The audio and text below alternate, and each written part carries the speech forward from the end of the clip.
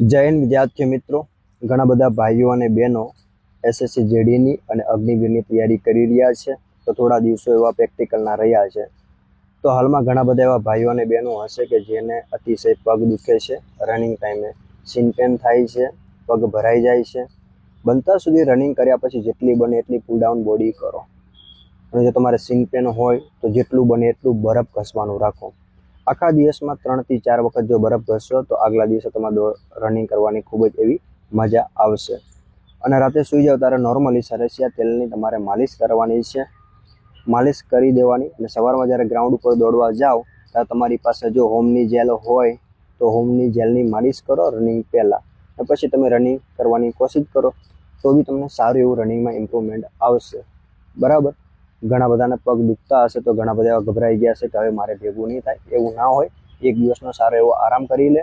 બરાબર. સવારમાં રનિંગ કરી લ્યો, સાંજે રેસ્ટ કરો અને સાંજે પુલ ડાઉન બોડી કરો.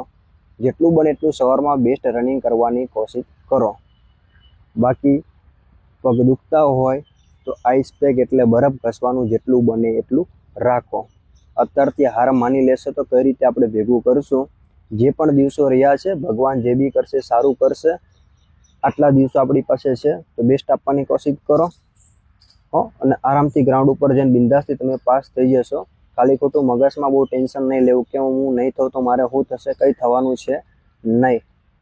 પગ પેટમાં આટી આ બધું થયા કરે, પણ એના માટે જેટલું તમે તમારી બોડીને રગડશો એટલું વધારે તમારો ખુદનો ફાયદો થશે.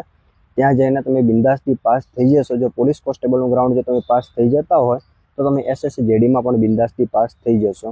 એટલે પહેલેથી મગજમાં બહુ એવું ના વિચારી લેતા કે હું નહીં થઉં તો થઈ જશો. આરામથી જે દિવસો મળ્યા છે એ દિવસો સારી એવી તૈયારી કરો. મજબૂત રીતની તૈયારી કરશો ને તો આરામથી તમે નીકળી જશો.